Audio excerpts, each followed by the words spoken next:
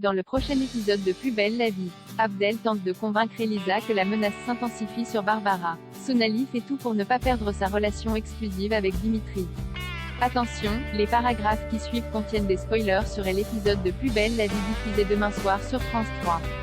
Barbara est menacée de mort. Abdel montre à Elisa les images qu'il a filmées avec Tim et Barbara dans le bureau de Vince. Son interlocuteur n'est pas identifiable mais Abdel suppose qu'il s'agit de son homme de main. Toutefois, Elisa estime que ce n'est pas une preuve suffisante pour qu'elle tourne le dos à son père. De leur côté, Tim et Barbara montrent la vidéo à Léo.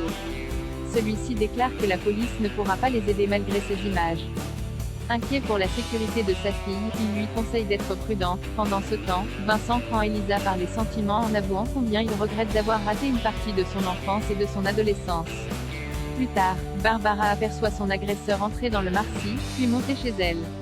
Elle se précipite chez Abdel pour le prévenir. Ce dernier était en compagnie de son père. Les Fedala l'accompagnent dans son studio, où tout est sens dessus-dessous. Barbara trouve une enveloppe à son nom. À l'intérieur, elle découvre une balle. Alors qu'elle s'apprête à prévenir Tim, Karim la convainc d'arrêter de vouloir jouer les justiciers. Eric découvre la vie de campagne après avoir passé la nuit à l'hôpital au chevet de Simon. Eric lui promet de l'aider à s'occuper de ses chevaux, étant donné qu'il doit garder son bras immobile. Au commissariat, Eric demande à Jean-Paul de lui donner 2 jours de congé. Mais ce dernier, agacé par son manque de fiabilité depuis quelques jours, les lui refuse. Eric fait alors le tour de ses collègues en espérant qu'il le remplace.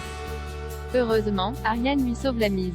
Libre de toute responsabilité, Eric rejoint Simon chez lui pour lui prêter main forte avec les cheveux. Simon se moque gentiment de lui en remarquant ses habitudes de citadin.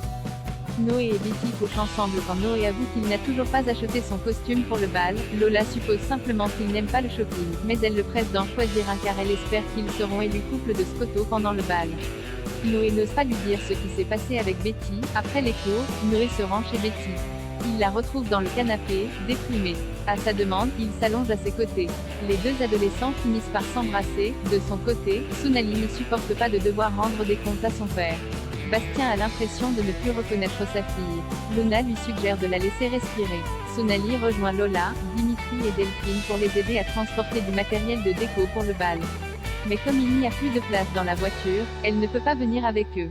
Elle espère avoir le temps de retrouver Dimitri plus tard, mais ce dernier pense qu'ils seront occupés tout l'après-midi. Quand elle lui reparle du défi du corbeau, Dimitri reste sur sa position et préfère abandonner. Sonali se rend donc seule en haut de l'immeuble. Après avoir pris de l'élan, elle se lance dans le vide.